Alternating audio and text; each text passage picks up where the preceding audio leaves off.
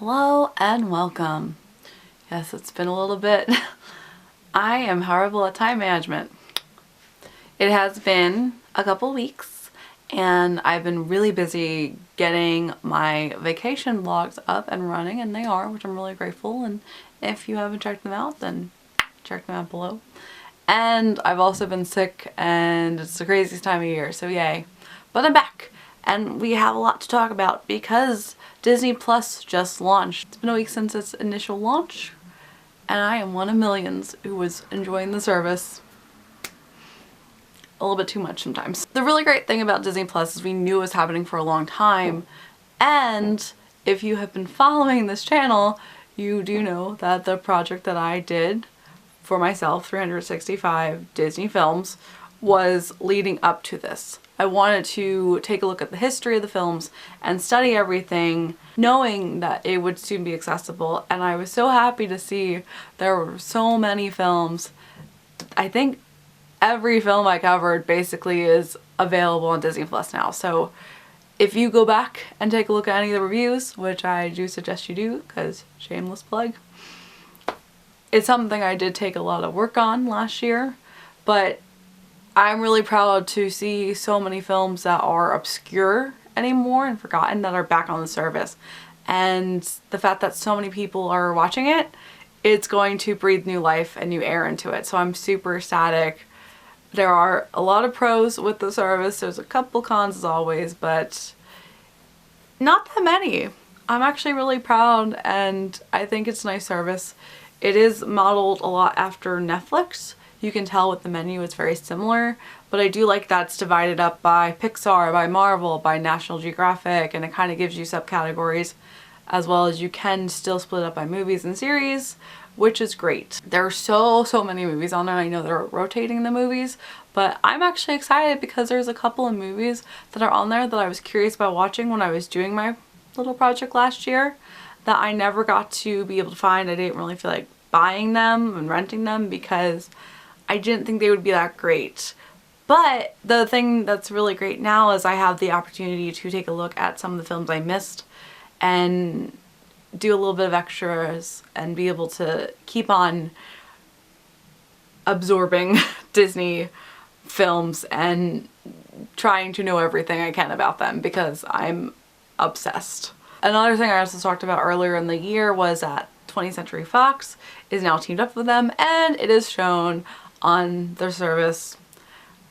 Not many films, but they do currently have, at least from when they initially launched, The Sound of Music and Miracle on 34th Street off the top of my head that I can remember that I found on there. And I'm sure this is not going to be the only ones. There's a lot more films that are going to be coming and they have a lot to rotate.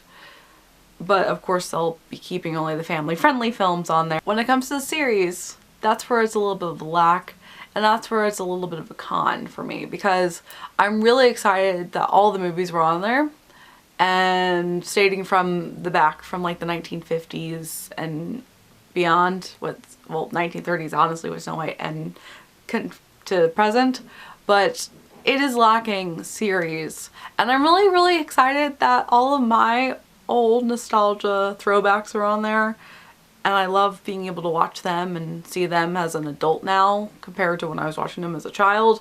But it doesn't go past that. It's basically the 80s, 90s, and today for series.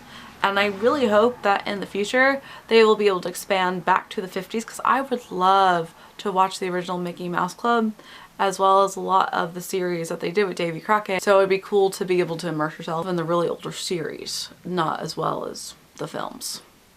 But I know that it's a lot of content and they're gonna be rotating, so that's just something I hope comes out in the future. At least for now, I can enjoy Lizzie McGuire, Even Stevens, and Chip 'n Dale Rescue Rangers because I love those. The original content that's on there is a little bit slim, honestly, for opening day. I know that they have The Mandalorian, which I haven't watched yet. The World According to Jeff Goldblum, which was the first thing that I watched and love so much. That show is amazing so far.